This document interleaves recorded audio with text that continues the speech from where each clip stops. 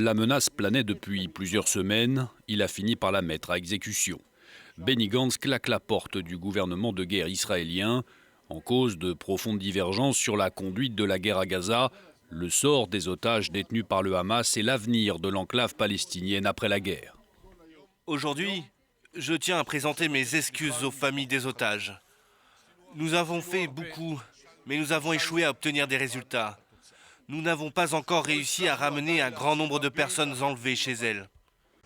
Benny Gantz a également appelé à la tenue de nouvelles élections. En tout cas, cette démission ne devrait pas dans l'immédiat provoquer de grands changements pour Benyamin Netanyahou. Le Premier ministre israélien dispose toujours d'une majorité au Parlement grâce à ses alliés d'extrême droite. Certains, en tout cas, semblent bien déterminés à saisir l'opportunité. Itamar Ben-Gvir, déjà ministre de la Sécurité nationale, demande sur sa page Telegram à entrer immédiatement dans ce cabinet de guerre.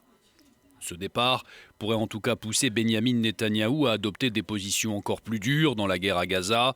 Sans les centristes, le Premier ministre israélien va s'appuyer sur l'extrême droite nationaliste et les récents succès de l'armée israélienne dans la libération des otages pourraient l'inciter à maintenir sa stratégie. Le succès de Netanyahou dans la libération des otages est plus susceptible de l'inciter à se retrancher et à dire qu'il vaut mieux tirer maintenant et négocier plus tard, et de se dire « suivons mon exemple plutôt que celui de Gantz ». Autre problème, il y a très peu de confiance entre les représentants du gouvernement des États-Unis et Netanyahou.